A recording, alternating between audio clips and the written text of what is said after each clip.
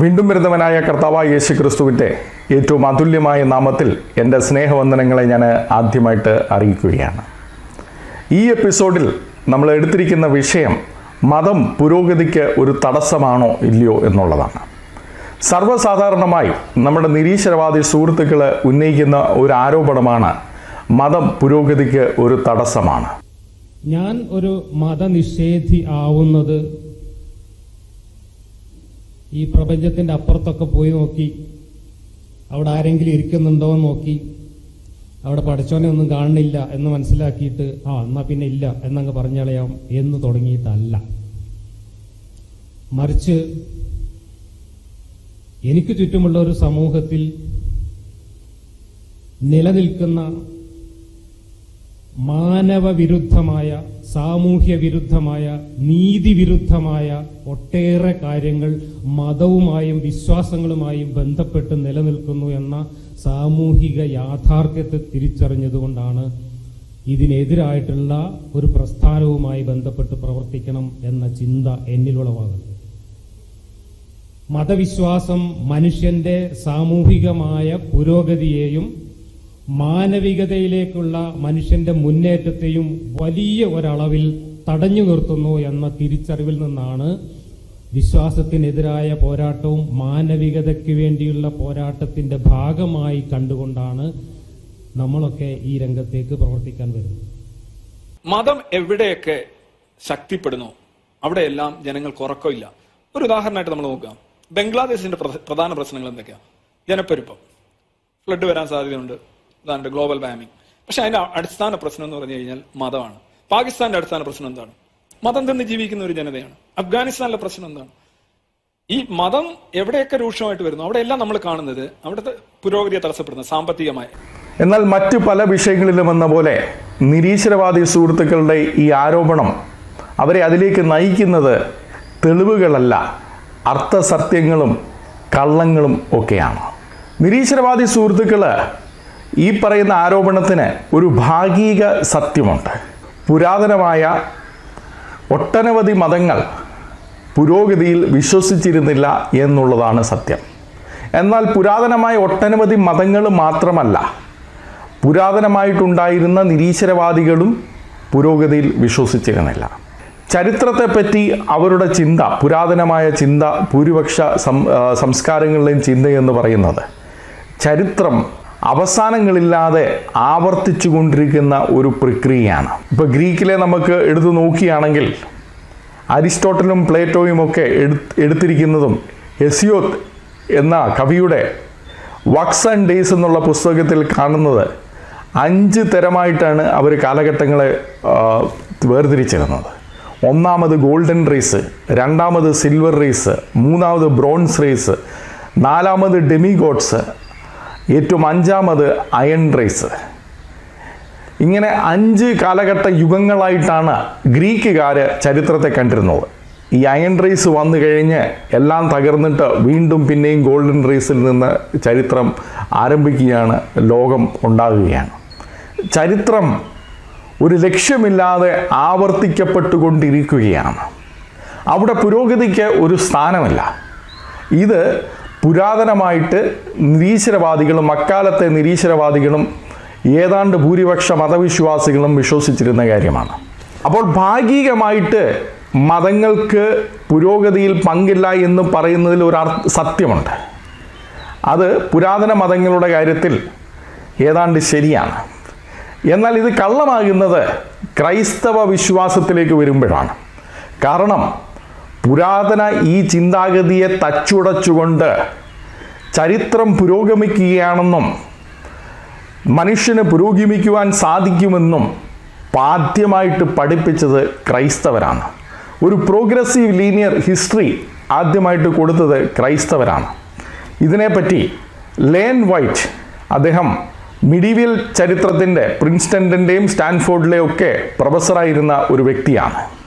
അദ്ദേഹം പറയുന്നുണ്ട്, ക്രൈസ്തവ സഭ യൂറോപ്പിലെ ഏറ്റവും പ്രധാന വിശ്വാസമായി മാറിക്കഴിഞ്ഞപ്പോൾ, അവിടെ ഉണ്ടായിരുന്ന പാഗൻ വിശ്വാസം നഷ്ടപ്പെട്ടു കഴിഞ്ഞപ്പോൾ അവിടെ സംഭവിച്ചത് എന്താണെന്ന് ചോദിച്ചു കഴിഞ്ഞാൽ ഈ ചരിത്രം ഒരു ലക്ഷ്യമില്ലാതെ ആവർത്തിക്കുകയാണെന്നുള്ള അവരുടെ ബോധം മാറി പകരം ചരിത്രം ഒരു ലക്ഷ്യത്തിലേക്ക് പോകുന്ന, ഒരിക്കലായിട്ട് സംഭവിക്കുന്ന ഒരു പ്രക്രിയയാണെന്ന് അവർ ചിന്തിച്ചു തുടങ്ങി.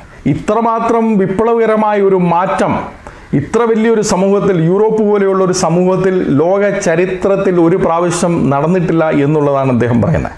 അദ്ദേഹം പറയുന്നത്, in the early 5th century, saint Augustine elaborated on the Judeo-Christian foundation of the first developmental philosophy embracing all human history. ചരിത്രത്തിന് മൊത്തമായിട്ട് അദ്ദേഹം ഒരു ലക്ഷ്യം, ഒരു പ്രോഗ്രസീവ് ലീനിയർ ഹിസ്റ്ററിയുടെ ഒരു ലക്ഷ്യം അദ്ദേഹം കൊടുക്കുകയാണ്.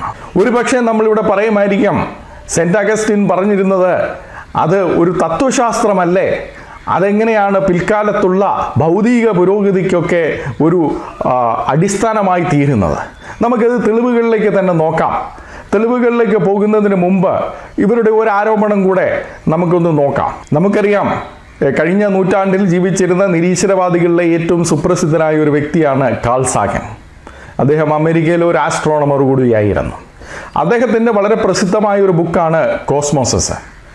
ഈ കോസ്മോസസ് എന്നുള്ള പുസ്തകത്തിൽ അദ്ദേഹം ചരിത്രത്തിൻ്റെ ഒരു ചാർട്ട് തരുന്നുണ്ട്. ചരിത്രത്തിൻ്റെ ഒരു ചാർട്ട് തരുമ്പോൾ ഏതാണ്ട് AD 450 ആ ഒരു കാലഘട്ടം കഴിഞ്ഞതിന് ശേഷം AD 1500 വരെ അദ്ദേഹം ബ്ലാങ്ക് ആയിട്ട് വിട്ടിരിക്കുകയാണ്. അവിടെ ഒന്നും എഴുതിയിട്ടില്ല. അതിനെ ഒരു ഇരുണ്ട യുഗമായിട്ടാണ് അദ്ദേഹം മാത്രമല്ല അനേക നിരീശ്വരവാദി ചരിത്രകാരന്മാരും നമ്മളോട് പഠിപ്പിച്ചിട്ടുള്ളത്. മറ്റൊരർത്ഥത്തിൽ പറഞ്ഞാൽ ഇവർ പറയുന്നത് റോമിൻ്റെ പാഗൻ മതം അവസാനിക്കുകയും ക്രൈസ്തവ വിശ്വാസം ഭൂരിപക്ഷ വിശ്വാസമായിട്ട് യൂറോപ്പിൽ വരികയും ചെയ്തതിന് ശേഷം ഉണ്ടായത് ഇരുണ്ട യുഗമാണ്. ജ്ഞാനോദയം വരുന്നതിന് വരെയും പിന്നീട് ഇരുണ്ട യുഗമാണ്, ഇരുണ്ട കാലഘട്ടമാണ് എന്നുള്ളതാണ് പറയുന്നത്. നമുക്ക് ഇവിടെ ചിന്തിക്കേണ്ടതായ കാര്യം, നമ്മുടെ വിഷയത്തോടനുബന്ധിച്ച് നമുക്ക് ചിന്തിക്കേണ്ടതായിട്ടുള്ള കാര്യം, സെന്റ് അഗസ്റ്റിൻ ചരിത്രത്തെ പറ്റി ഒരു പൂർണ്ണമായ ഒരു ലക്ഷ്യമുള്ള ഒരു ചരിത്രത്തിൻ്റെ തത്വം നമുക്ക് തന്നുവെങ്കിൽ അതിൻ്റെ പ്രായോഗിക തുടക്കങ്ങൾ ഇവർ ഇരുണ്ട യുഗമെന്ന് പറയുന്ന മിഡിൽ ഏജസിൽ നിന്ന് നമ്മൾ കാണേണ്ടതല്ലേ? 1000 വർഷത്തെ ഗ്യാപ്പ് കഴിഞ്ഞതിന് ശേഷമായിരിക്കണമെന്നില്ലല്ലോ അത് വരുന്നത്. തീർച്ചയായിട്ടും അതുതന്നെയാണ് നമ്മൾ ഈ വിഷയം നോക്കുവാൻ വേണ്ടി എടുക്കുന്ന കാലഘട്ടം. സാധാരണ ഇരുണ്ട യുഗം എന്ന് പറഞ്ഞ് തള്ളിക്കളഞ്ഞിരിക്കുന്ന ആ യുഗത്തിൽ എന്ത് വിപ്ലവകരമായ മാറ്റങ്ങളാണ് വരുത്തിയത് എന്നാണ് നമ്മൾ ചിന്തിക്കുവാനായിട്ട് പോകുന്നത്. അങ്ങനെ ആകുമ്പോൾ ഒരു പ്രയോജനം കൂടിയുണ്ട്. ഈ പുരോഗതിക്കൊന്നും അവകാശം പറഞ്ഞു വരുവാൻ ഒരു നിരീശ്വരവാദിക്കും സാധ്യമല്ല. കാരണം മഷിയിട്ട് നോക്കിയാൽ പോലും നിരീശ്വരവാദികളെ കാണുവാൻ കഴിയാത്ത കാലഘട്ടമായിരുന്നു അത്. അതുകൊണ്ട് നമ്മൾ എടുക്കാൻ ആഗ്രഹിക്കുന്ന വിഷയമെന്ന് പറയുന്നത്, ഈ ഇരുണ്ട യുഗമെന്ന് സാധാരണ ഇവർ വിളിക്കുന്ന ആ കാലഘട്ടത്തിൽ സാങ്കേതികമായ പുരോഗതികൾ, ഭൗതികമായ പുരോഗതികൾ യൂറോപ്യൻ സമൂഹത്തിന് വന്നിട്ടുണ്ടെങ്കിൽ, അതും വിപ്ലവകരമായ മാറ്റങ്ങൾ വന്നിട്ടുണ്ടെങ്കിൽ അത് ക്രൈസ്തവ വിശ്വാസത്തിൻ്റെ അടിസ്ഥാനത്തിൽ മാത്രമാണ് എന്നാണ് നാം ചിന്തിക്കേണ്ടിയിരിക്കുന്നത്. അത് എപ്രകാരമായിരിക്കുന്നു എന്ന് നമ്മൾ പിന്നീട് ചിന്തിക്കും. പക്ഷെ മാറ്റങ്ങൾ വന്നിട്ടുണ്ടോ എന്നുള്ളതാണ് നമ്മൾ ആദ്യം നോക്കുന്നത്. അപ്രകാരം ഉണ്ടെങ്കിൽ നിരീശ്വരവാദികൾക്ക് ഞാൻ പറഞ്ഞതുപോലെ അതിൽ ഒരു അവകാശവും ഉന്നയിക്കാൻ കഴിയില്ല എന്നുള്ളതും നമ്മൾ പ്രത്യേകം ഓർത്തിരിക്കണം. അപ്പോൾ ഇവിടെ രണ്ട് കാര്യങ്ങളാണ് ഒരുമിച്ച് റിഫ്യൂട്ട് ആകുന്നത്.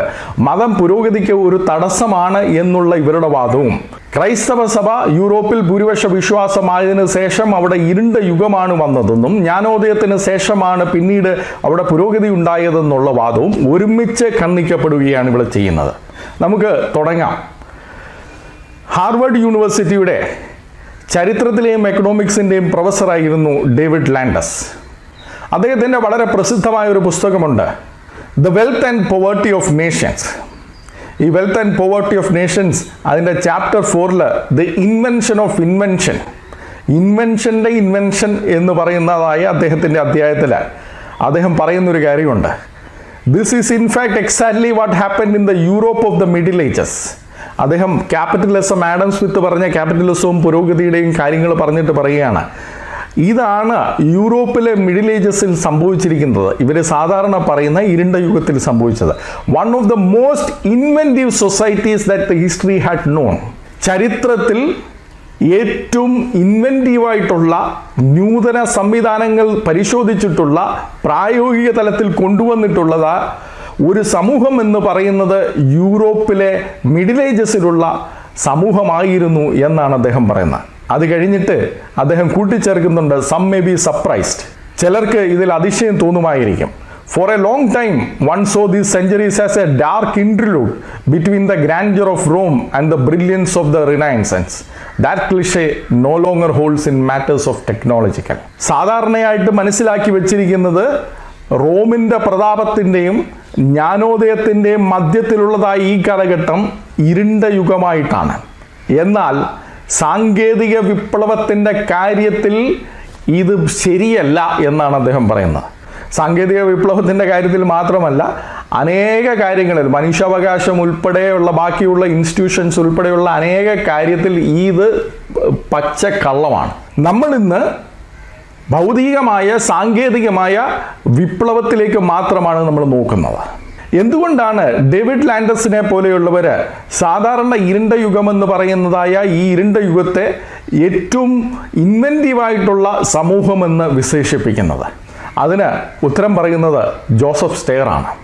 അദ്ദേഹം പ്രിൻസ്റ്റൺ യൂണിവേഴ്സിറ്റിയിലെ ചരിത്ര വിഭാഗത്തിൻ്റെ മേധാവിയും അമേരിക്കൻ ഹിസ്റ്റോറിക്കൽ അസോസിയേഷൻ്റെയൊക്കെ പ്രസിഡൻറ്റുമായിരുന്ന വ്യക്തിയാണ്.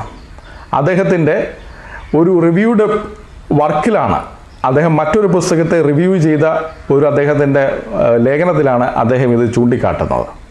അദ്ദേഹം പറയുന്നത്, the extra range of medieval technological innovations, ആ മിഡിൽ ഏജസ് എന്ന് പറയുന്ന കാലഘട്ടത്തിൽ ഒരു അനിത സാധാരണമായ ഒരു സാങ്കേതിക വിപ്ലവമാണ് നടന്നിരുന്നത്. അതിൻ്റെ കാരണം സമൂഹത്തിൻ്റെ എല്ലാ തട്ടിലുള്ളവർക്കും സാങ്കേതിക വിപ്ലവം വന്നിരുന്നു. സാധാരണ സാങ്കേതിക വിപ്ലവങ്ങൾ വരുന്നത് സമൂഹത്തിൻ്റെ ഏറ്റവും ഉന്നതത്തിലുള്ള ഇരിക്കുന്നവർക്കായിരിക്കാം. എന്നാൽ ഇവിടെ അങ്ങനെയല്ല. All classes were affected by these changes. Better ploughs for the peasants, better weapons for the fighting men, better machinery for textile workers, better ships and sails patterns for merchants and seamen, spectacles for elderly scholars, papers for notaries, clocks for astrologers and perhaps for churchmen, more power for every one.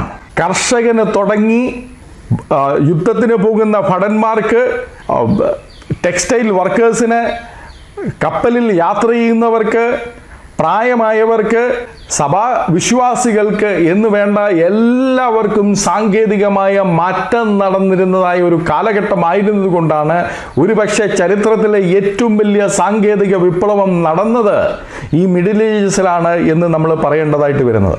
അദ്ദേഹം പറയുന്നത്, by 1500 Europe was a technology oriented society and no other was.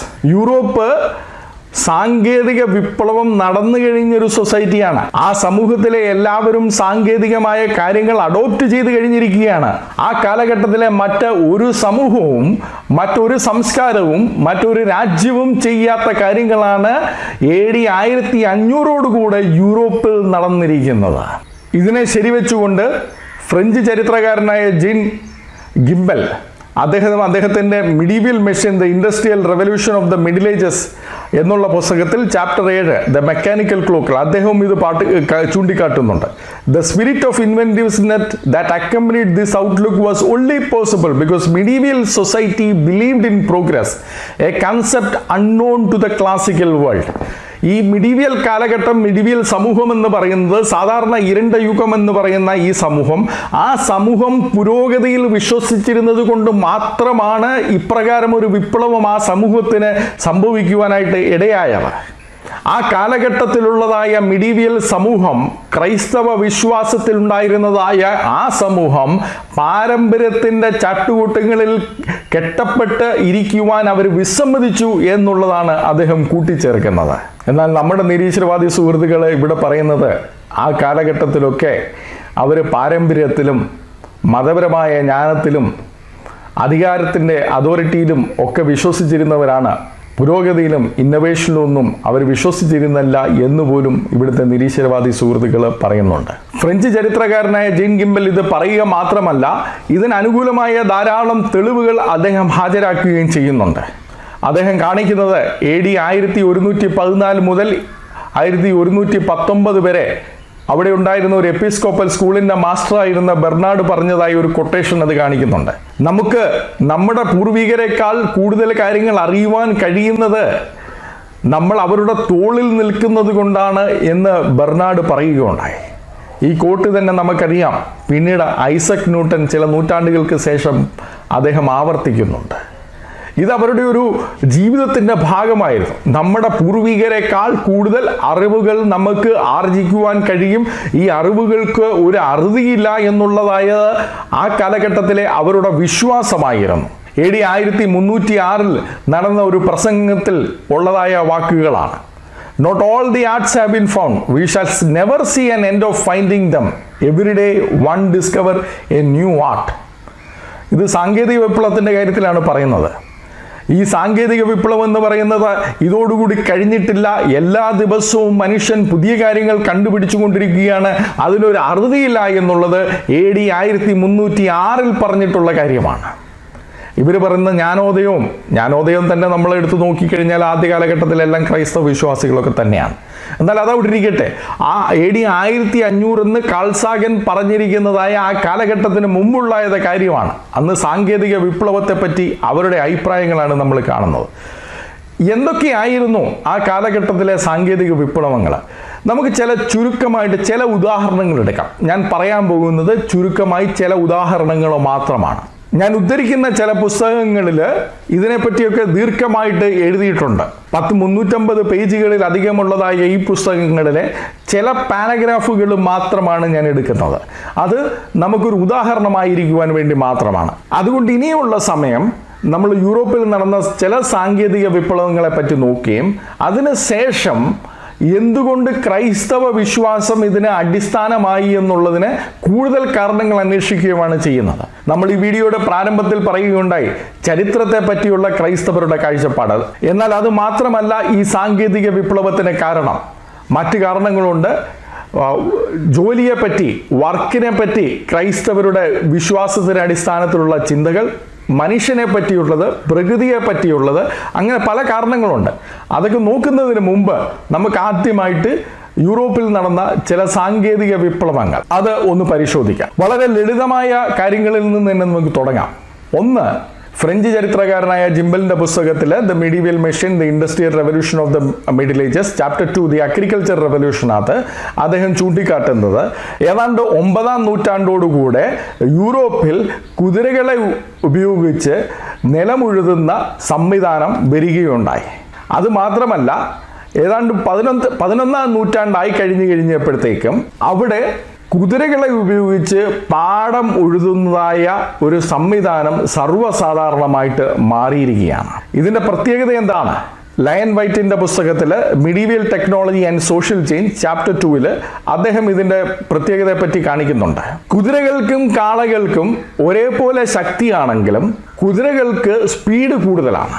അത് മാത്രമല്ല, കുതിരകൾക്ക് കാളകളെക്കാൾ അധികം മണിക്കൂറുകൾ ജോലി ചെയ്യാനായിട്ടും കഴിയും. അപ്പോൾ സ്പീഡ് കൂടുതലും അധികം മണിക്കൂർ ജോലി ചെയ്യുകയാണെങ്കിൽ പാടം കൂടുതൽ സ്ഥലങ്ങൾ ഉഴുതുവാൻ പറ്റുമെന്നുള്ളത് ഒരു യാഥാർത്ഥ്യമാവുമല്ലോ.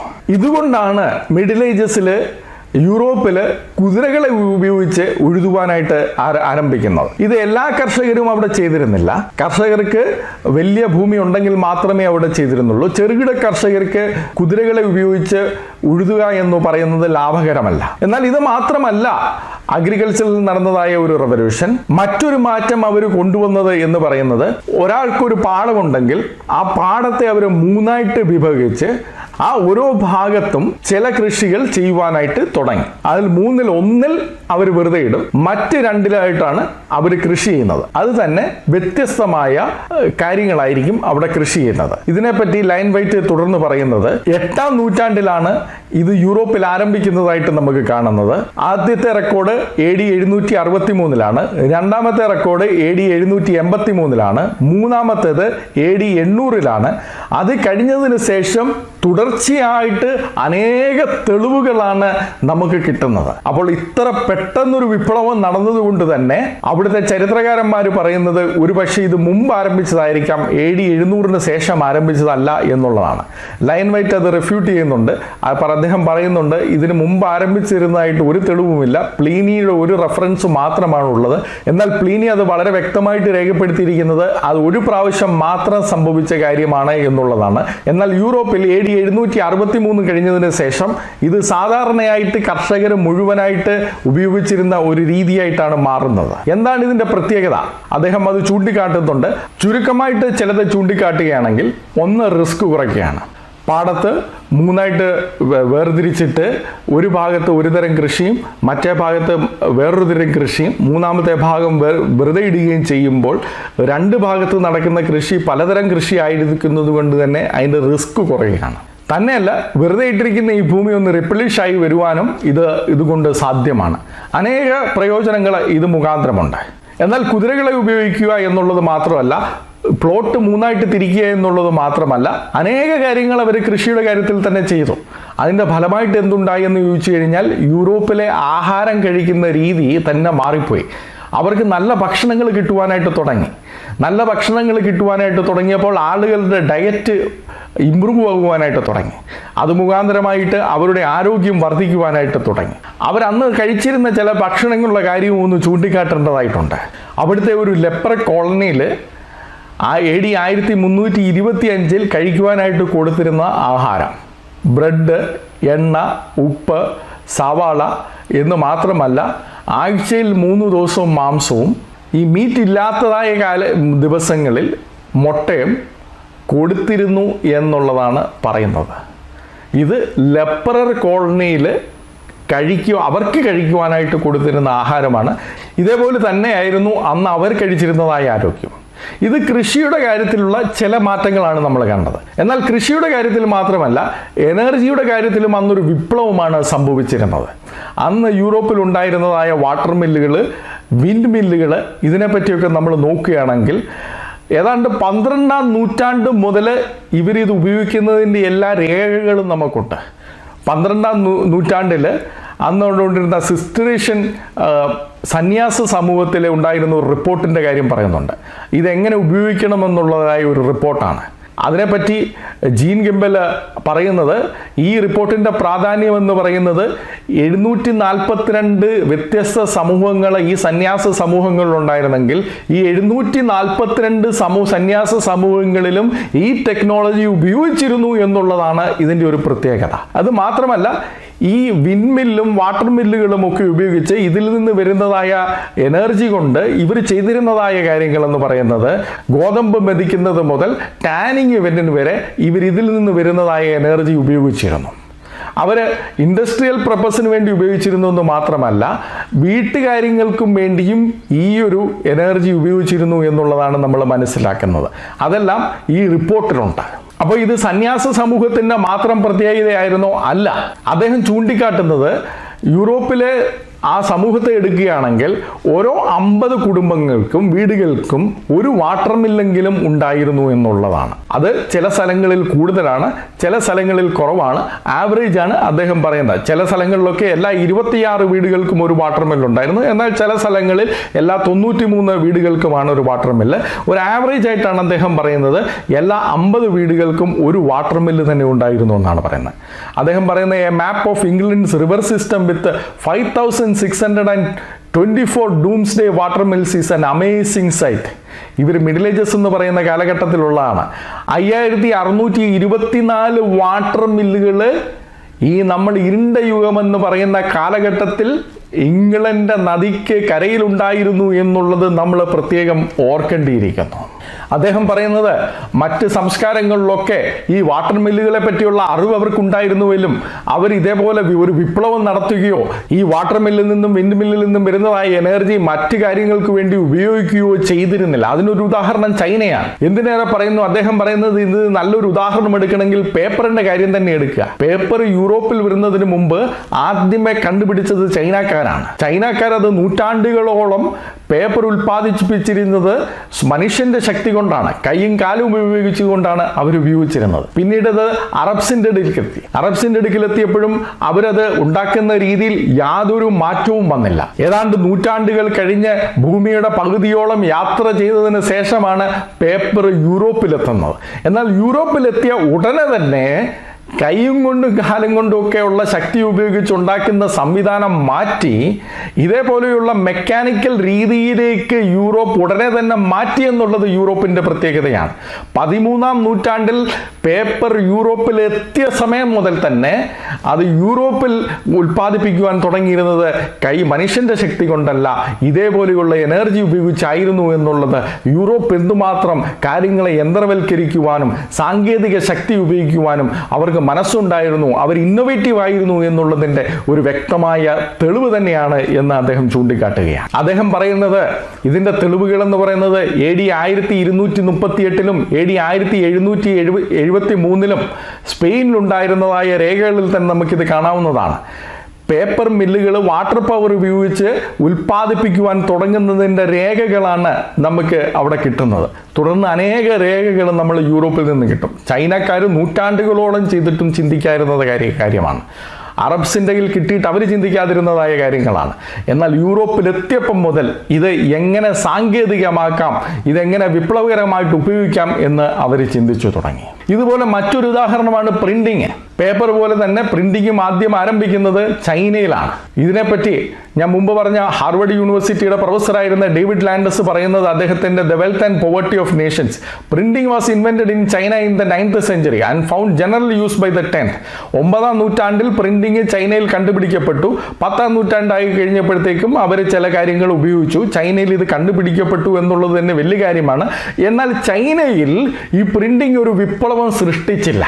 കാരണം അദ്ദേഹം പറയുന്നത് പുതിയ ജ്ഞാനം ആഗ്രഹിക്കുന്നവർക്ക് മാത്രമേ ഈ പ്രിന്റിങ്ങും കൊണ്ടൊരു വിപ്ലവം ഉണ്ടാവുകയുള്ളൂ. പൂർവികന്മാർ പഠിപ്പിച്ച കാര്യങ്ങൾ തന്നെയാണ് പഠിക്കാൻ ആഗ്രഹിക്കുന്നതെങ്കിൽ, പുതിയ അറിവുകളെ സംശയദൃഷ്ടിയോടുകൂടിയാണ് നോക്കുന്നതെങ്കിൽ പ്രിന്റിങ്ങും കൊണ്ടൊരു വിപ്ലവം ഉണ്ടാകാനായിട്ട് സാധ്യമല്ല. ചൈനയിൽ സംഭവിച്ചത് എന്തായിരുന്നു എന്ന് ചോദിച്ചു കഴിഞ്ഞാൽ അദ്ദേഹം പറയുന്നത് അവിടെ ഉണ്ടായിരുന്നതായ മത സംവിധാനങ്ങളും തത്വചിന്തകളും പുതിയ അറിവുകളെ അവർ നിരുത്സാഹപ്പെടുത്തിയിരുന്നു. അതുകൊണ്ട് തന്നെ എന്തെങ്കിലും പുതിയ കാര്യങ്ങൾ കണ്ടുപിടിച്ചു കഴിഞ്ഞാൽ അത് ജനകീയമാക്കുവാനായിട്ടുള്ള ഒരു താല്പര്യം അവർക്കുണ്ടായിരുന്നില്ല. യൂറോപ്പ് നേരെ തിരിച്ചായിരുന്നു. യൂറോപ്പിൽ പ്രിന്റിംഗ് എത്തിക്കഴിഞ്ഞതിന് ശേഷം അവിടെ വലിയൊരു വിപ്ലവമാണ് നടക്കുന്നത്. അതുകൊണ്ട് അദ്ദേഹം പറയുന്ന അതിനു മുമ്പ് യൂറോപ്പിൽ പുസ്തകമില്ലായിരുന്നു എന്നൊന്നും ചിന്തിക്കരുത്. യൂറോപ്പിൽ അതിനു മുമ്പ് അനേക പുസ്തകങ്ങൾ ഉണ്ടായിരുന്നു. എന്നാൽ പ്രിന്റിംഗ് കിട്ടിക്കഴിഞ്ഞപ്പോഴത്തോണ്ട് പിന്നെ ഒരു എക്സ്പ്ലോഷനാണ് നടക്കുന്നത്. അദ്ദേഹം പറയുന്നത് AD 1452 മുതൽ 55 വരെ ഗുണ്ടൻബർഗ് ആദ്യത്തെ ബൈബിൾ പ്രിന്റ് ചെയ്തു. ഏറ്റവും മനോഹരമായ ഒരു പുസ്തകമാണ്. ആ പുസ്തകം പ്രിന്റ് ചെയ്ത് കഴിഞ്ഞതിന് ശേഷം ഏതാണ്ട് 50 വർഷത്തിനുള്ളിൽ അനേക ലക്ഷം പുസ്തകങ്ങളാണ് യൂറോപ്പിൽ ഉണ്ടാക്കുന്നത്. ഇറ്റലിയിൽ മാത്രം 20 ലക്ഷം പുസ്തകങ്ങളാണ് 50 വർഷത്തിനുള്ളിൽ പ്രിന്റ് ചെയ്യുന്നത്. ഇപ്രകാരം ഒരു വിപ്ലവമാണ് യൂറോപ്പിൽ സംഭവിച്ചത്. എന്നാൽ ഇത് കണ്ടുപിടിക്കപ്പെട്ട ചൈനയിൽ ഇതുകൊണ്ട് വലിയ പ്രയോജനവും ഉണ്ടായിരുന്നില്ല. ഇതിനാണ് നമ്മൾ ഇന്നോവേഷൻ എന്ന് പറയുന്നത്. ഇൻവെൻഷൻ മാത്രമല്ല, ഇന്നോവേഷൻ, പുതിയ കാര്യങ്ങൾ എങ്ങനെ ഉപയോഗിച്ച് പ്രയോജനപ്പെടുത്താമെന്ന് ചിന്തിക്കുന്നതായ രീതി. അത് കാർഷിക മേഖലയിലാകട്ടെ, പേപ്പറിന്റെ കാര്യങ്ങളിലാകട്ടെ, മറ്റ് സാങ്കേതിക ശക്തികൾ ഉപയോഗിക്കുന്നതിൽ കാര്യത്തിലാകട്ടെ, യൂറോപ്പ് എല്ലാവരിലും എപ്പോഴും മുന്നിലായിരിക്കുന്നത് ഈ മിഡിൽ ഏജസിന്റെ പ്രത്യേകതയായിരുന്നു എന്നുള്ളതാണ്. ഡേവിഡ് ലാൻഡസ് തന്നെ ചൂണ്ടിക്കാട്ടുന്നത് in spite of printing's manifest advantages it was not accepted everywhere.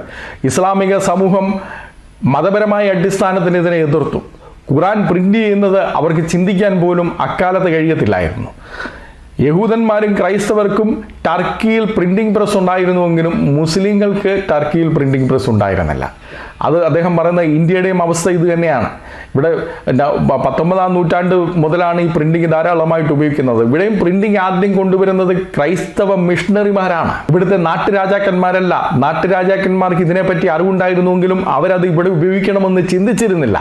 ഇതാണ് യൂറോപ്പിനെ വ്യത്യസ്തമാക്കുന്നത്. ഒരു പുതിയ അറിവ് കിട്ടിക്കഴിഞ്ഞാൽ അത് മനുഷ്യന് പ്രയോജനകരമായ രീതിയിൽ എങ്ങനെ ഉപയോഗിക്കാം എന്ന് അവർ ചിന്തിക്കും. അത് അവരെ മറ്റുള്ളവരിൽ നിന്ന് വളരെ വ്യത്യസ്തമാക്കുകയാണ്. യൂറോപ്പിൽ നടന്ന മറ്റൊരു വിപ്ലവം എന്ന് പറയുന്നത് മെക്കാനിക്കൽ ക്ലോക്കാണ്. ഈ ക്ലോക്കിന്റെ പ്രത്യേകത എന്താണെന്ന് നമുക്കറിയാമല്ലോ. ഈ ക്ലോക്കാണ് ഡേവിഡ് ലാൻഡസ് ചൂണ്ടിക്കാട്ടുന്നത്. The clock brought order and control both collective and personal. സമൂഹത്തിലും വ്യക്തിപരമായിട്ടും ഒരു ഓർഡറും കൺട്രോളും ഒക്കെ ഈ ക്ലോക്ക് മുഖാന്തരം വരുത്തുവാനായിട്ട് സാധിച്ചു. ഇപ്പൊ കമ്പനികൾക്കാണെങ്കിലും ഇൻഡസ്ട്രികൾക്കാണെങ്കിലും ആളുകൾക്ക് വ്യക്തിപരമായിട്ട് പരസ്പരം ബന്ധപ്പെടാനാണെങ്കിലും ഒരു സമയം പറഞ്ഞു കഴിഞ്ഞാൽ ആ കൃത്യസമയത്ത് അവർ പരസ്പരം ബന്ധപ്പെടുവാനും ഒരുമിച്ച് വർക്ക് ചെയ്യാനും ഒക്കെ സാധിക്കുന്ന രീതിയിൽ ക്ലോക്ക് വളരെ അനുഗ്രഹമായിട്ട് മാറി. ഈ ക്ലോക്ക് യൂറോപ്പിലും ചൈനയിലും ഇൻഡിപെൻഡന്റ് ആയിട്ട് കണ്ടുപിടിക്കപ്പെട്ട സംഭവമാണ്. ആദ്യം ചൈനയിൽ കണ്ടുപിടിക്കപ്പെട്ടു. എന്നാൽ ആ അറിവ് എത്താതെ തന്നെ യൂറോപ്പിലും അവർ വ്യത്യസ്തമായിട്ട് ഇത് കണ്ടുപിടിക്കപ്പെട്ടു. ചൈനയിൽ 11-ാം നൂറ്റാണ്ടിൽ സുസങ് എന്ന് പറയുന്നതായ വ്യക്തി ഈ ആസ്ട്രോണമിക്കൽ ക്ലോക്ക് കണ്ടുപിടിച്ചു. യൂറോപ്പിൽ 14-ാം നൂറ്റാണ്ടിൽ ജിയോവനി എന്ന് പറയുന്ന വ്യക്തി മെക്കാനിക്കൽ ക്ലോക്ക് ഇറ്റലിയിൽ കണ്ടുപിടിക്കുകയായിട്ട് ഉണ്ടായി. എന്നാൽ ക്ലോക്കിന് ഇത്രമാത്രം ഉപയോഗം ഉണ്ടായിരുന്നുവെങ്കിൽ തന്നെയും ചൈനയിൽ ക്ലോക്ക് ഒരു ജനകീയമായിട്ട് അവർ ഉപയോഗിച്ചിരുന്നില്ല. കാരണം സമയം നിശ്ചയിക്കുന്നത് ചക്രവർത്തിയുടെ ഒരു അധികാര പരിധിയായിട്ടാണ് കണ്ടിരുന്നത്. കലണ്ടർ അംഗീകരിക്കുന്നത് ചക്രവർത്തിയുടെ അധികാരത്തെ അംഗീകരിക്കുന്നതിന് തുല്യമായിട്ടാണ്. അതുകൊണ്ട് തന്നെ ഈ ചൈനയിൽ ക്ലോക്ക് ഏതാണ്ട് 14-ാം നൂറ്റാണ്ടായപ്പോഴത്തേന് ക്ലോക്കിൻ്റെ ഉപയോഗം കഴിഞ്ഞു. കണ്ടുപിടിച്ച ക്ലോക്ക് എങ്ങനെ നന്നാക്കണമെന്ന് പോലും ഈ കണ്ടുപിടിച്ച ആളുകളുടെ മക്കൾക്ക് പോലും അറിവില്ലാതെയായി. എന്നാൽ യൂറോപ്പിൽ ഈ ക്ലോക്ക് വരും തന്നെ ക്ലോക്ക് വളരെ ജനകീയമായിട്ട് പോകുന്നതായിട്ടാണ് നമുക്ക് മനസ്സിലാക്കാനായിട്ട് കഴിയുന്നത്. ഇത് ഡേവിഡ് ലാൻഡസ് ചൂണ്ടിക്കാട്ടുന്നത് ക്ലോക്ക് വന്നു കഴിഞ്ഞ് ഏതാണ്ട് 3 നൂറ്റാണ്ടോളം മറ്റൊരു സംസ്കാരവും മെക്കാനിക്കൽ ക്ലോക്ക് അംഗീകരിക്കാതിരുന്നപ്പോൾ പോലും യൂറോപ്പിൽ ഇത് വളരെ വിപ്ലവകരമായ മാറ്റങ്ങളാണ് ഉണ്ടായത്. കാരണം യൂറോപ്യൻ സമൂഹം എന്ന് പറയുന്നത് എങ്ങനെ പുരോഗമിക്കാം എന്ന് ചിന്തിക്കുന്നതായ ഒരു സമൂഹമായിരുന്നു. ഇതേപോലെ തന്നെ മറ്റൊരു ഇൻവെൻഷനാണ് നമ്മുടെ ഗ്ലാസുകൾ, കണ്ണിന് വെക്കുന്ന കണ്ണട. ഏതാണ്ട് AD 1284. നമ്മളിതെല്ലാം ഓർക്കണം, ഇതെല്ലാം കണ്ടുപിടിക്കപ്പെടുന്നത് ഇവർ ഈ ഇരുണ്ട യുഗമെന്ന് പറയുന്ന കാലഘട്ടത്തിലാണ്. അതുകൊണ്ട് തന്നെ ഇരുണ്ട യുഗമെന്നൊക്കെ പറയുന്നത് അടിസ്ഥാനത്തിലാണ് എന്ന് നമ്മൾ ചോദിക്കണം. യഥാർത്ഥത്തിൽ ആധുനികതയുടെ എല്ലാ കാര്യങ്ങൾക്കും അടിസ്ഥാനമിട്ടത് ഈ മിഡിൽ ഏജസ് ആണ്. ആ മിഡിൽ ഏജസിനെ പഴയ റോമിനോടും ഗ്രീക്കിനോടും ഒക്കെ താരതമ്യപ്പെടുത്തിയിട്ട് ഇരുണ്ട യുഗമെന്ന് വിളിക്കുന്നത് എത്ര പരിഹാസ്യമായ കാര്യമാണ് എന്ന് നമ്മൾ ചിന്തിക്കണം. അമേരിക്കൻ സോഷ്യോളജിസ്റ്റായ റോട്ട്നി വില്യം സ്റ്റാർക്ക് അദ്ദേഹത്തിൻ്റെ ദ വിക്ടറി ഓഫ് റീസൺ എന്ന പുസ്തകത്തിൽ പറയുന്നത് AD 1284 ഇറ്റലിയിൽ ഈ കണ്ണട കണ്ടുപിടിക്കപ്പെട്ട് കഴിഞ്ഞതിന് ശേഷം യൂറോപ്പിൽ ഇത് വളരെ വിപ്ലവകരമായിട്ടാണ് പിന്നെയും ഇത് ഉപയോഗിക്കുന്നത്. അദ്ദേഹം പറയുന്നത് ഈ കണ്ണട കണ്ടുപിടിക്കപ്പെട്ട് 1 നൂറ്റാണ്ടിനുള്ളിൽ യൂറോപ്പിൽ 10,000-കണക്കിന് കണ്ണടകളാണ് ഉൽപ്പാദിപ്പിക്കപ്പെടുവാൻ തുടങ്ങിയത്. കാരണം ജനങ്ങൾക്ക് ഇതിൻ്റെ ഉപയോഗം മനസ്സിലായി, അവരതിൽ കൂടുതലായിട്ട് ഉപയോഗിക്കുവാനായിട്ട് തുടങ്ങി. എന്നിരുന്നാലും AD 1492 കൊളംബസ് യാത്ര ആരംഭിക്കുമ്പോൾ യൂറോപ്പ് മാത്രമേ കണ്ണട ഉപയോഗിച്ചിരുന്നുള്ളൂ എന്നുള്ളത് ചിന്തിക്കണം. കാരണം യൂറോപ്യർ ചിന്തിച്ചിരുന്നത് എങ്ങനെയാണ് തങ്ങളുടെ പ്രൊഡക്ടിവിറ്റി ഇൻക്രീസ് ചെയ്യാനായിട്ട് കഴിയുന്നത്. അല്ലെങ്കിൽ 40 വയസ്സായി കഴിയുമ്പോഴത്തേക്കും നമുക്ക് അറിവും എക്സ്പീരിയൻസും ഒക്കെ ആകുന്ന സമയമായി കഴിയുമ്പോഴത്തേക്കും നമുക്ക് പ്രവർത്തിക്കാനായിട്ട് കഴിയത്തില്ല. കാരണം കണ്ണ് കാണാനായിട്ട് കഴിയാതെ ഉള്ള അവസ്ഥയാണ്. യൂറോപ്പിൽ എങ്ങനെയാണ് തങ്ങൾക്ക് കൂടുതൽ അധ്വാനിക്കാൻ കഴിയുന്നത് എന്നുള്ളത് ചിന്തിക്കുകയാണ്. അതുകൊണ്ടാണ് അവർ കണ്ണട പെട്ടെന്ന് ഉപയോഗിക്കുവാനായിട്ട് തുടങ്ങിയത്. ഇതേപോലെ തന്നെ യൂറോപ്പിൽ മറ്റനേക നൂതനമായ സാങ്കേതിക വിദ്യകൾ അവർ ഉപയോഗിച്ചിരുന്നു. മറ്റുള്ളവർ കണ്ടുപിടിച്ചതാകട്ടെ, തങ്ങൾ തന്നെ കണ്ടുപിടിച്ചതാകട്ടെ, സമൂഹത്തിൽ എല്ലാ തലങ്ങളിലും നമ്മൾ മുമ്പ് ചിന്തിച്ചതുപോലെ യൂറോപ്പിൽ ഈ മിഡിൽ ഏജസ് എന്ന് പറയുന്ന കാലഘട്ടത്തിൽ സാങ്കേതിക വിപ്ലവം നടത്തിയിരുന്ന വ്യക്തികളാണ്. അതിന് കാരണം ക്രൈസ്തവ വിശ്വാസം, പുരോഗതി എന്നുള്ള ഒരു ആശയം യൂറോപ്യൻ സമൂഹത്തിൻ്റെ മനസ്സിൽ വളരെ കൃത്യമായിട്ട് നൽകിയിരുന്നു എന്നുള്ളത് തന്നെയാണ്. ഇത് ഈ മിഡിൽ ഏജസ് കഴിഞ്ഞിട്ടുള്ള ആദ്യത്തെ ഒരു നൂറ്റാണ്ടുകൂടെ എടുത്ത് നോക്കുകയാണെങ്കിൽ തന്നെ അവിടെ നിരീശ്വരവാദികൾക്ക് വലുതായിട്ടൊന്നും അവകാശപ്പെടുവാനായിട്ടില്ലല്ലോ. ഇന്ന് കാണുന്നതായ കമ്പനികളുടെയൊക്കെ തുടക്കങ്ങൾ എന്നൊക്കെ പറയുന്നത് ആ കാലഘട്ടത്തിലാണ്. നമ്മൾ മുമ്പ് ആലോചിച്ചു, യൂറോപ്പിലെ നദികളുടെ കരയിൽ ഏതാണ്ട് 5000-ലധികം വാട്ടർ മില്ലുകൾ വരികയാണ്. ഇവിടെ നമുക്ക് ചോദിക്കാവുന്ന ഒരു ചോദ്യമുണ്ട്, ഇത്രയധികം വാട്ടർ മില്ലുകൾ ഉണ്ടാക്കുവാനായിട്ട് യൂറോപ്യരിൽ ആരാണ് കാശുണ്ടായിരുന്നത്? അവരെങ്ങനെയാണത് ചെയ്തിരുന്നത്?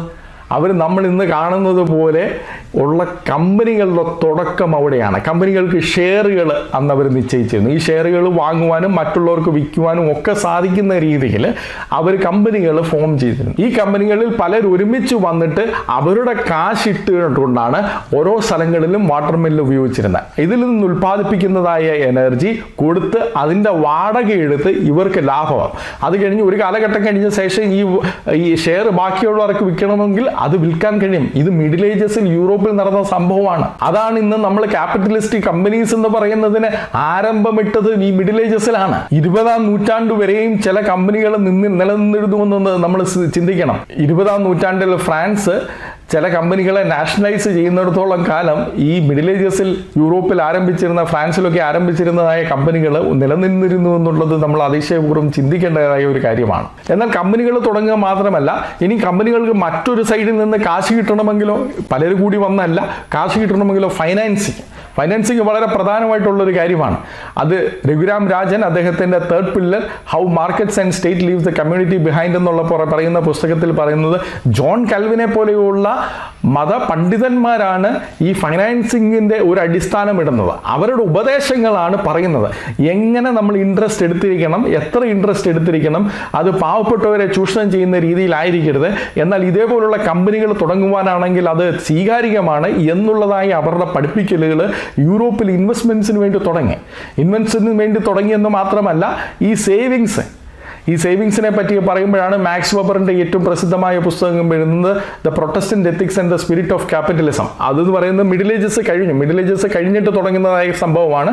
എന്നാൽ തന്നെ നമ്മൾ അത് ചിന്തിക്കണം, ഇതും മിഡിൽ ഏജസ് അവസാനിച്ച കാലഘട്ടത്തിൽ ജോൺ കെൽവിനെ പോലെയുള്ളവരുടെ പഠിപ്പിക്കലിന്റെ അടിസ്ഥാനത്തിലാണ്. മനുഷ്യൻ ജോലി ചെയ്യണം, ജോലി ചെയ്തത് മാത്രമല്ല കാശുണ്ടാക്കണം, കാശുണ്ടായിട്ട് അത് ദുർവിനിയോഗിക്കുകയല്ല, അത് വീണ്ടും ഇൻവെസ്റ്റ്മെന്റ് ചെയ്യണം എന്നുള്ളതായ പഠിപ്പിക്കലുകളുടെ അടിസ്ഥാനത്തിലാണ് ഒരു ക്യാപിറ്റലിസ്റ്റിക് സ്പിരിറ്റ് തന്നെ ഉണ്ടാകുന്നത് എന്നുള്ളതാണ് മാക്സ് വെബർ ചിന്തിച്ചത്. നമ്മൾ അതിലേക്ക് കടക്കുന്നില്ല. ഇന്ന് നമ്മൾ കൂടുതലായിട്ട് ചിന്തിച്ചത് മിഡിൽ ഏജസിൽ നടന്നത് സാങ്കേതിക വിപ്ലവമാണ്. നമ്മൾ മുമ്പ് ചിന്തിച്ചതുപോലെ ഇതിനെല്ലാം കാരണം എന്താണ്? ഒരു പക്ഷേ ചിലർ പറയുമായിരിക്കും ഇതിൻ്റെ കാരണം ക്രൈസ്തവ വിശ്വാസമൊന്നുമല്ല, അല്ലാതെ തന്നെ മറ്റ് പല കാരണങ്ങൾ നമുക്ക് ചൂണ്ടിക്കാട്ടുവാനായിട്ട് സാധിക്കുമെന്ന്. ഇതിനെപ്പറ്റി ജോസഫ് സ്റ്റെയർ എന്ന് പറഞ്ഞ് മുമ്പ് ഉദ്ധരിച്ചതായ അമേരിക്കൻ ചരിത്രകാരൻ, അദ്ദേഹം മറ്റ് പല കാരണങ്ങൾ സാധാരണയായിട്ട് ചൂണ്ടിക്കാട്ടുവാൻ സാധ്യമായ കാരണങ്ങളെല്ലാം എടുത്തിട്ട് പറയുകയാണ്, അതൊന്നും തന്നെ ഈ യൂറോപ്പിൽ നടന്ന സാങ്കേതിക വിപ്ലവത്തിനെ എക്സ്പ്ലെയിൻ ചെയ്യുവാനായിട്ട് കഴിയുന്നതല്ല. ഉദാഹരണത്തിന് നാഗരികത വന്നു കഴിഞ്ഞാൽ ആളുകൾ പുതിയ ടെക്നോളജി ഉപയോഗിക്കുമെന്ന് പറയുന്നതിനകത്ത് യാതൊരു കാര്യമില്ല. അദ്ദേഹം പറയുന്നുണ്ട്, പഴയ പുരാതന റോമിലും ഇന്ത്യയിലും ഒക്കെ നാഗരികത ഉണ്ടായിട്ട് പോലും യൂറോപ്പിൽ മിഡിൽ ഏജസിൽ നടന്നൊരു സാങ്കേതിക വിപ്ലവം അവിടെ നടന്നിട്ടില്ല. ഇനിയും മറ്റ് സംസ്കാരങ്ങളുമായിട്ടുള്ള സമ്പർക്കം അതും ഒരു കാരണമല്ല. കാരണം അദ്ദേഹം പറയുന്നത് പുരാതന റോമിന് മിഡിൽ ഏജസിൽ ഉണ്ടായിരുന്ന യൂറോപ്പിനെക്കാട്ടി കൂടുതൽ മറ്റ് സംസ്കാരങ്ങളുമായിട്ട് സമ്പർക്കമുണ്ടായിരുന്നു. എങ്കിലും മിഡിൽ ഏജസിൽ നടന്നതായ ഒരു വിപ്ലവം റോമിൽ ഒരിക്കലും പുരാതന റോമിൽ നടന്നിട്ടില്ല. ഇങ്ങനെ പല കാരണങ്ങളിൽ ചൂണ്ടിക്കാട്ടിയിട്ട് അദ്ദേഹം പറയുകയാണ്, ഈ കാരണങ്ങളൊക്കെ സാധാരണ രീതിയിൽ ചിലതിനൊക്കെ ശരിയായിട്ട് വരുമെങ്കിലും യൂറോപ്പിൽ നടന്ന വിപ്ലവത്തിന് ഇതൊന്നും ഒരു കാരണമായിട്ട് മാറുന്നില്ല. ഇവിടെയാണ് ഡേവിഡ് ലാൻഡേഴ്സ് വീണ്ടും ചൂണ്ടിക്കാട്ടുന്നത്. അദ്ദേഹത്തിൻ്റെ wealth and poverty of Nations Harvard യൂണിവേഴ്സിറ്റിയിലെ പ്രൊഫസറായിരുന്ന അദ്ദേഹം ചൂണ്ടിക്കാട്ടുന്നത്, ഈ കൂടുതൽ കാരണങ്ങളും അവസാനം പണ്ഡിതന്മാർ പറഞ്ഞു വരുന്നത് അത് ക്രൈസ്തവ വിശ്വാസത്തോട് യോജിച്ചതാണ്.